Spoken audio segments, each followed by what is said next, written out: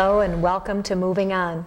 I'm Leslie Miller, your host, and tonight our show is about Dr. Dave Dobson and his concept other than conscious communication. Dave Dobson comes from Friday Harbor, Washington in this weekend to do a 2.5-day training. He's a psychotherapist and a hypnotherapist, and this weekend is going to be on talking about other than conscious communication and no-fault psychology. Dave, I'd like to know a little bit more about your explanation of other than conscious communication. I am a student and have participated in many of your seminars. Maybe you can give me a little more information about other than conscious communication. Maybe. Maybe not.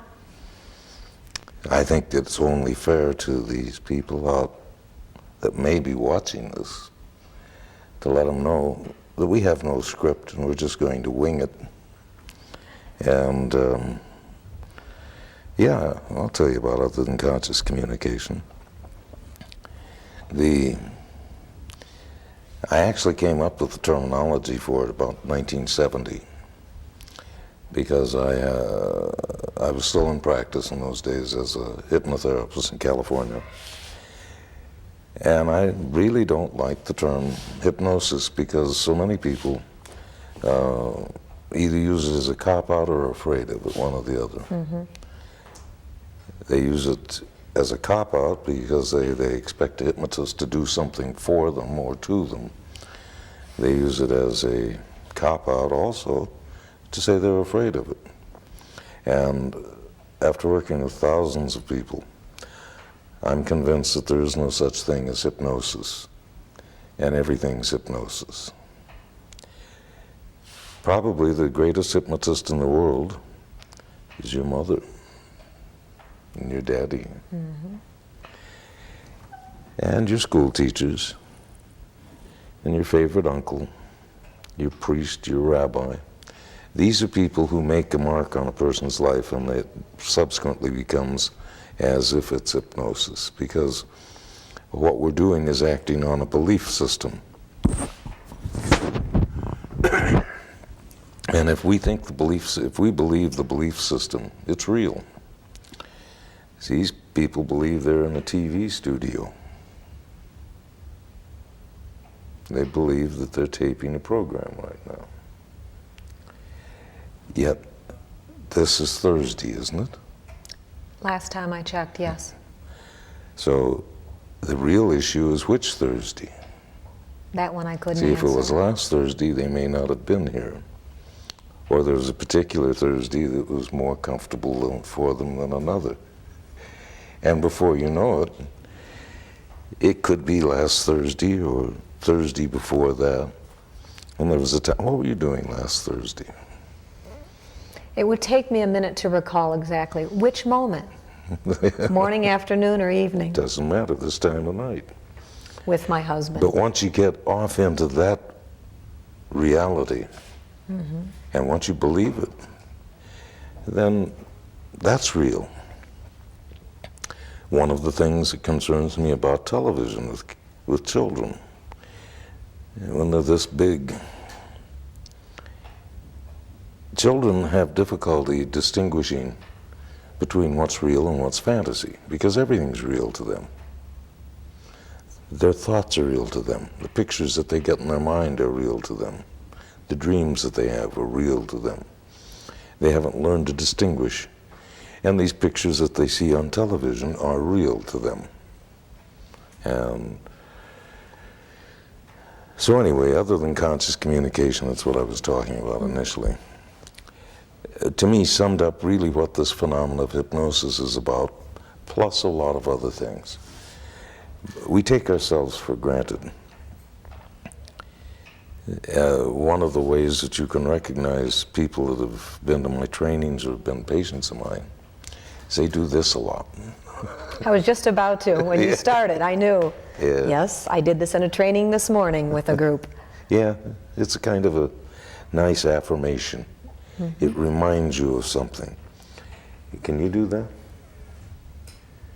From here, back up the middle of your shoulders, about 159 muscles. I haven't met anyone who can name them yet. Yet they can do this. Yet they never go around giving themselves a pat on the back saying, look what I can do. I can do this. I can walk. I can articulate all of these muscles of the jaw, the throat, the larynx, the vocal cords. I can ingest air and expel it at a precise enough rate, just the right shape to my mouth, to form words that communicate a sound which we've commonly agreed upon to have meanings. That's called language, and that's called speaking. All of these things, thank God, we do without having to think about it consciously. And tie your shoes. Mm-hmm. The mere act of walking requires a coordination of over 600 muscles. And if you watch a toddler, and that's the reason they call him a toddler, is because that's what he does, toddle. He still hasn't learned how to coordinate all those muscles. But once he learns it, it is out of his conscious mind. If we had to stop and think about everything we do consciously, we wouldn't have any time to do anything. A good example is most people can identify with it. When you learn to drive a car, at first you're very aware of the driving initially, and you overcorrect.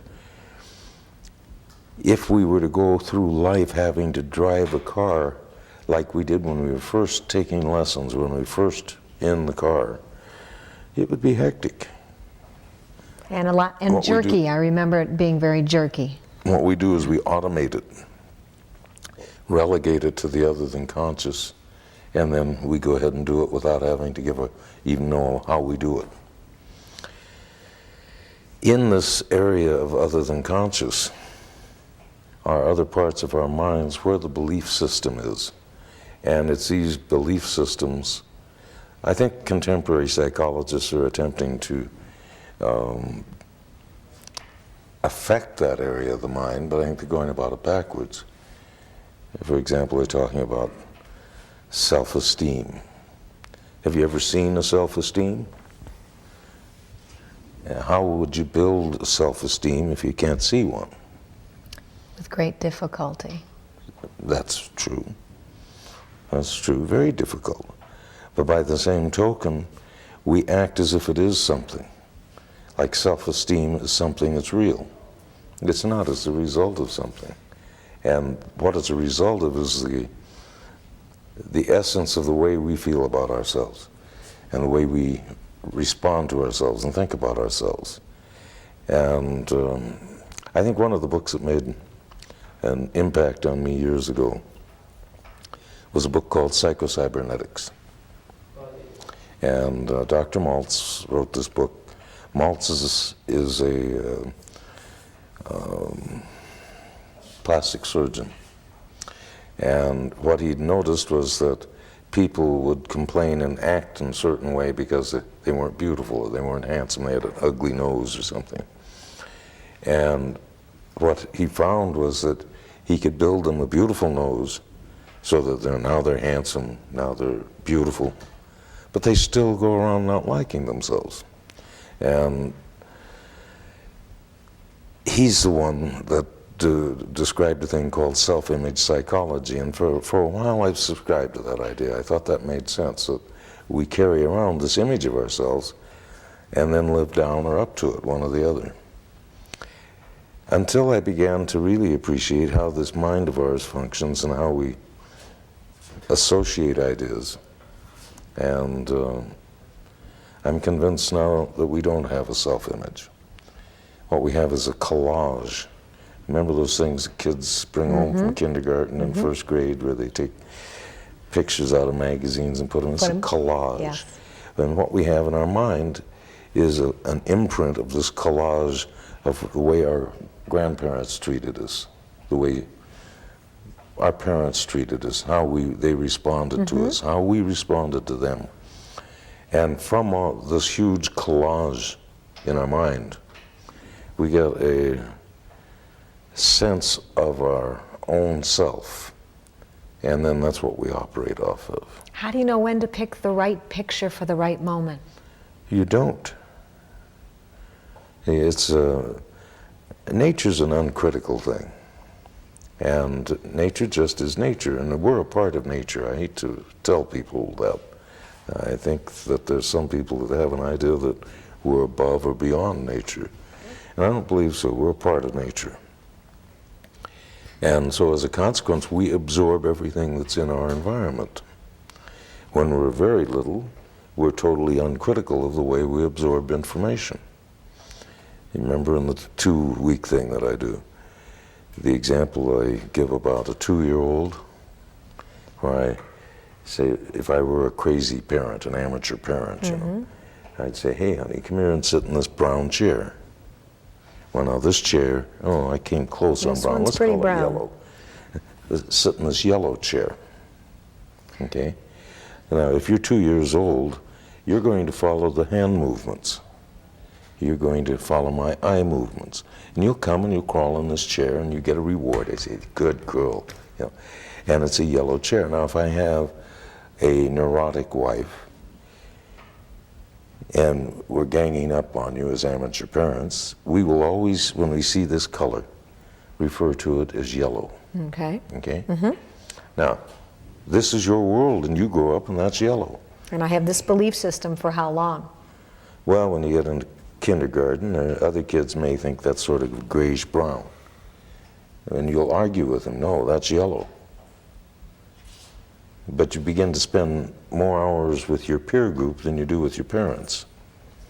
And then, of course, on television and books and everything else, they say this color's gray-brown, it's not yellow.